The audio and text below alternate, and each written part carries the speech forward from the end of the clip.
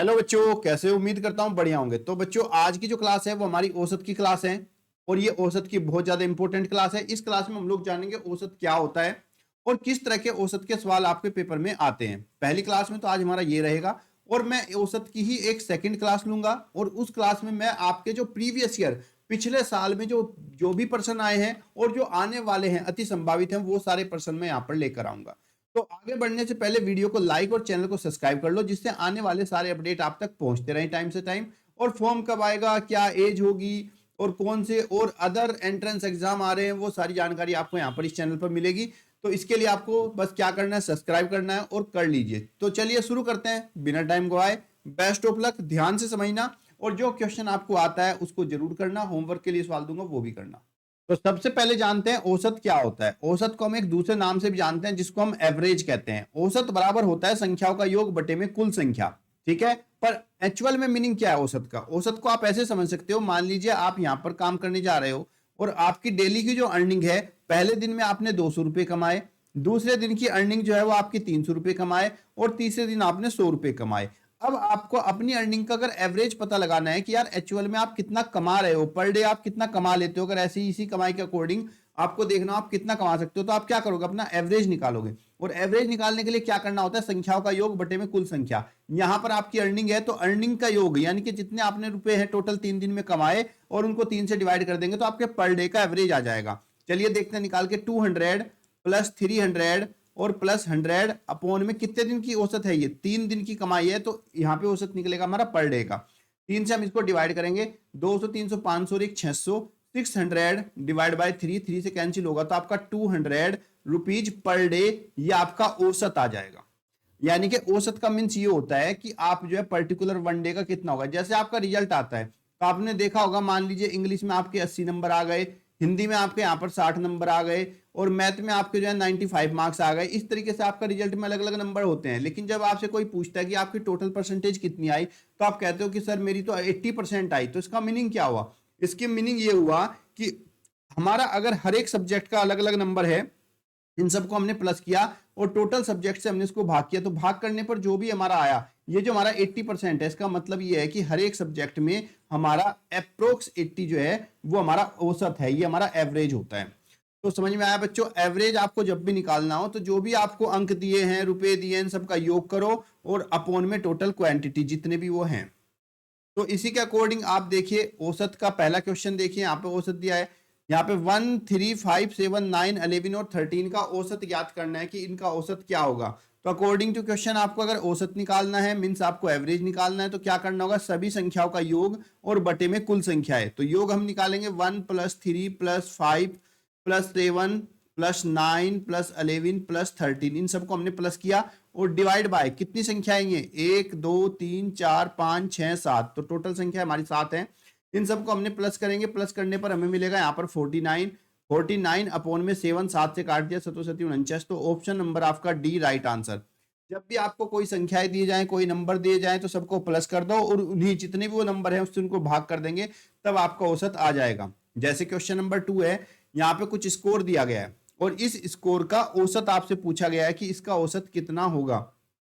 तो सबसे पहले आपको क्या करना है, जो भी ये टोटल स्कोर है इसको प्लस करेंगे, यहां पर इस सबको प्लस कर लेंगे, जोड़ लेंगे और डिवाइड बाय किससे भाग करना है आपको बच्चों, टोटल कितने नंबर हैं, कितने स्कोर हैं, 1 2 3 4 5, तो डिवाइड बाय 5 करेंगे, आपका टोटल औसत आ जाएगा। हमने इनको प्लस किया, प्लस करने पर आपको मिलेगा ये 2000 और डिवाइड बाय 5, 5 से हम इसको काट देंगे, 5 चौक 20 0 0, तो इस टोटल औसत का जो इस एवरेज होगा वो 400 हो जाएगा। ऑप्शन नंबर ए आपका राइट आंसर। अगला क्वेश्चन देखिए, यहां पर भी अंकों का सेट दिया गया है और इन सभी अंकों का आपको औसत बताना है। तो बच्चे ये क्वेश्चन मैं आपको होमवर्क के लिए देता हूं, करना क्या है, सभी को प्लस कर देंगे।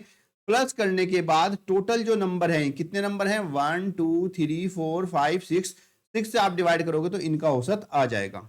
क्लियर बच्चों?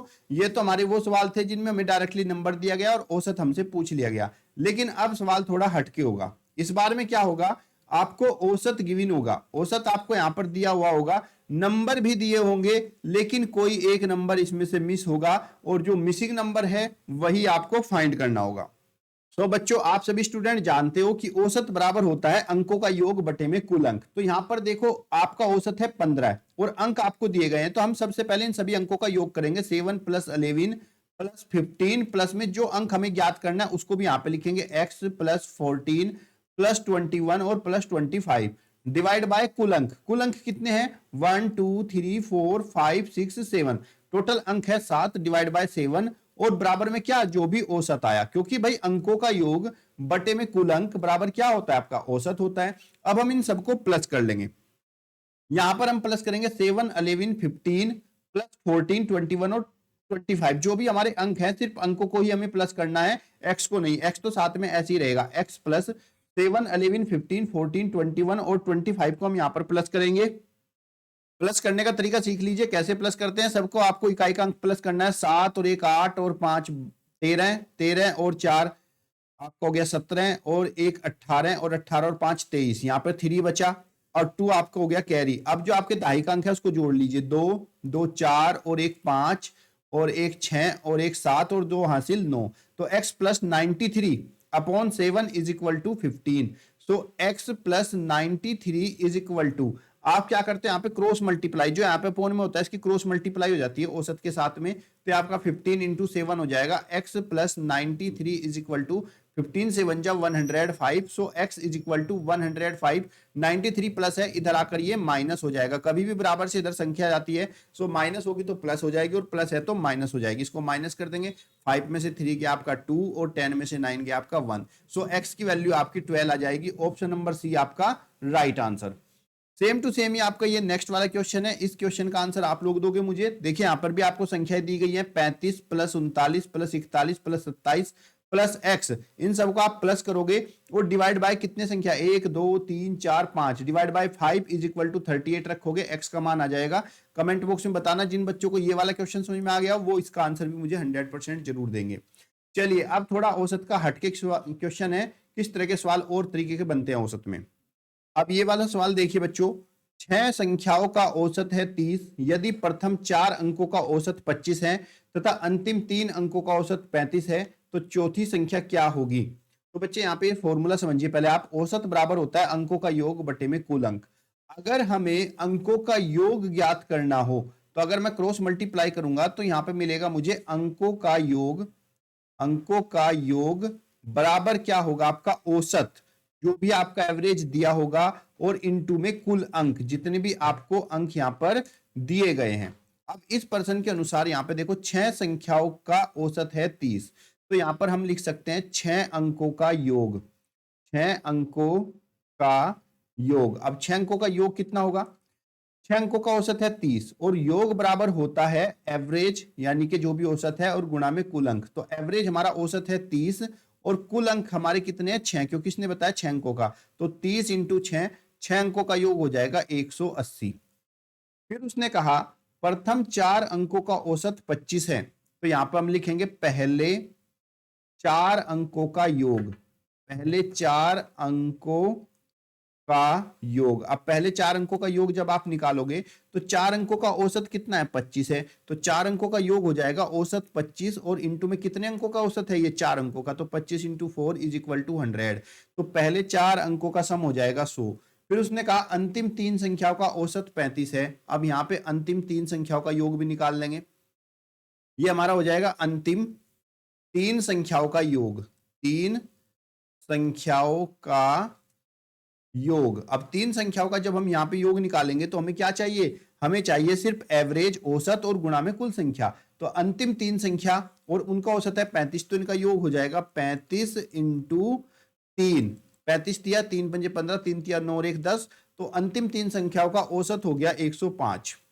अब यहाँ पे देखो पहले 4 अंक कितने हो गए आपका 100 और अंतिम के 3 अंक, तो अगर हम टोटल को प्लस करें तो 4 और 3 कितना हो गया? ये टोटल 7 अंक हो गए। इसका मतलब इसमें जो आपका चौथा अंक है वो बार बार रिपीट हुआ है, क्योंकि टोटल अंक तो हमारे 6 थे। आप ऐसे समझ सकते हो A B C D E F, यहाँ पे देखो 6 अंक है हमारे और इन 6 अंकों का योग हमें कितना निकला? 180 निकला। उसने कहा पहले 4 अंकों का योग, यानी कि शुरू में A B C D शुरू के 4 अंक इसने लिए और बाद के 3 अंक इसमें डी, तो ये जो डी चौथा अंक है ना वो बार बार आ गया। यानी कि 4 और 3 टोटल अंक कितने हो गए 7। तो यहाँ पर 7 अंकों का योग अगर देखें, क्योंकि इसमें 2 बार रिपीट हुआ है, तो 7 अंकों का योग हो जाएगा, हमारा कुल योग हो जाएगा 100 प्लस 105। तो कितना हो गया बच्चा आपका 205। इसमें जो अंक है, इसमें ये डी जो है वो बार बार रिपीट हुआ है, तो मैं क्या करूंगा, ये जो 4 और 3 7 अंकों का टोटल योग यहाँ पे हुआ है 205, इसमें से 6 अंकों के योग को माइनस कर दूंगा, 180 को इसमें माइनस कर दूंगा, और माइनस करके मुझे मिलेगा 5, और 10 में से 8 गया आपका 2, कितना 25। तो हमारा जो चौथा अंक है वो 25 हो जाएगा। ऑप्शन नंबर ए आपका राइट आंसर। क्लियर बच्चों? बस कंसेप्ट ध्यान रखना, कंसेप्ट होता है अंकों का योग बराबर औसत गुणा कुल अंक, और ऐसे करके 6 अंकों का योग दिया था, हमने पहले 6 अंकों का योग निकाला, कैसे करके, औसत गुणा अंकों की संख्या, औसत था हमारा 30 और अंकों की संख्या थी 6, हमने इसकी गुणा करी और गुणा करने पर हमें इनका योग मिल गया। उसके बाद फिर हमने पहले 4 अंकों का योग निकाला, पहले 4 अंकों का औसत था 25, गुणा करके 100 आ गया, फिर अंतिम के 3 अंकों का योग निकाला जो कि 105 आ गया। इन दोनों कंडीशन में जो हमारा चौथा अंक था डी, ये 2 बार आ चुका था, तो इन दोनों को हमने प्लस करके 6 अंकों को माइनस कर दिया, तो जो हमारा चौथा अंक था वो आ गया 25। क्लियर बच्चों? कोई डाउट है तो कमेंट बॉक्स में जरूर पूछना। अगला प्रश्न देखिए, संख्या 2 3 6 का औसत प्राप्त करने के लिए योगफल को कितने से भाग देना होगा? तो आपको तो पता ही है, एवरेज औसत बराबर होता है संख्याओं का योग, जो भी संख्या उनका योग, और बटे में कुल संख्या। तो हमसे बस ये पूछा है कि वो कुल संख्या किससे भाग करना है। तो यहाँ पर टोटल संख्या हमारी 1 2 3, टोटल संख्या 3 है, तो हमें इसको 3 से भाग करना होगा एवरेज निकालने के लिए। ऑप्शन नंबर बी आपका राइट आंसर। अगला प्रश्न देखिए, यहाँ पर आपको कुछ संख्याएं दी गई हैं और इन संख्याओं का आपसे औसत पूछा है कि इनका औसत क्या होगा। तो उसके लिए क्या करना होता है बच्चों, संख्याओं का योग और बटे में कुल संख्याएं। तो आपको यहाँ पे देखिए 12.5 plus 11.75 plus 9.5 plus 8.5 plus 7 divide by total कितनी संख्याएं हैं, 1 2 3 4 5। तो हम इसको 5 से भाग करेंगे। अब देखो प्लस करते हुए ध्यान रखना, दशमलव के बाद अधिकतम अंक यहाँ पे 2 है, तो हर एक में दशमलव के बाद 2 अंक आपके होने चाहिए, क्योंकि जब आप प्लस करते हो तो प्लस करने के बाद दशमलव के नीचे दशमलव होनी चाहिए। अब हम इन सबको प्लस करेंगे, इन सबको प्लस करके हमें मिलेगा 49.25 डिवाइड बाई 5, 5 से इसको कैंसिल कर देंगे, 5 में आपका 45 हो गया, दशमलव लगाएंगे, 5 अठे 40 और 5 5 25, तो 9.85 इसका औसत। ऑप्शन नंबर ए आपका राइट आंसर। अगला प्रश्न देखिए, ये भी आपका बहुत इंपॉर्टेंट और अच्छा क्वेश्चन है। कैसे आएगा पेपर में, 4 संख्याओं में से प्रथम 3 का औसत 15 है।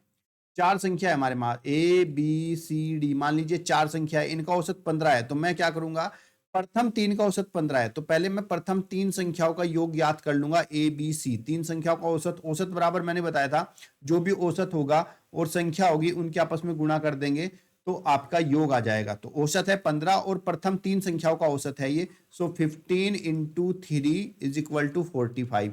पहली 3 संख्याओं का जो योग है वो आपका 45 आ जाएगा।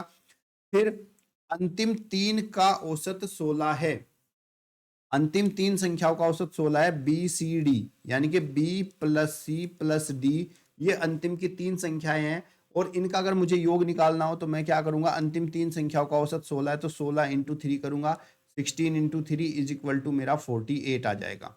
और अंतिम संख्या 19 है, ये जो अंतिम संख्या आपकी डी है ये भी आपको 19 दे दिया गया है। प्रथम संख्या पूछ रहा है आपसे, प्रथम संख्या क्या होगी? तो बच्चे यहाँ पे देखिए सिंपल सा क्वेश्चन है, पहली 3 संख्याओं का योग आया 45, फिर बाद की 3 संख्याओं का योग आया आपका 48।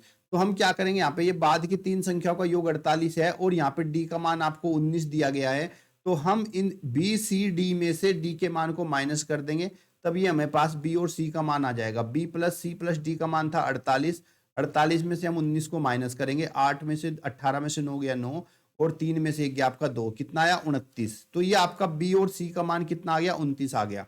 ये ए बी सी का मान था, अब इसमें से ए बी और सी का मान कितना है 29, ए प्लस 29 बराबर कितना है आपका 45, तो ए बराबर आपका 45, और जो 29 है इसमें से माइनस कर देंगे बी सी के मान को, तो आपका ए का मान आ जाएगा। 15 में से 9 गए 6, और 4 में से 2 3 में से 2 गया आपका ए, तो आपकी जो पहली संख्या है वो 16 आ जाएगी। ऑप्शन नंबर बी आपका राइट आंसर।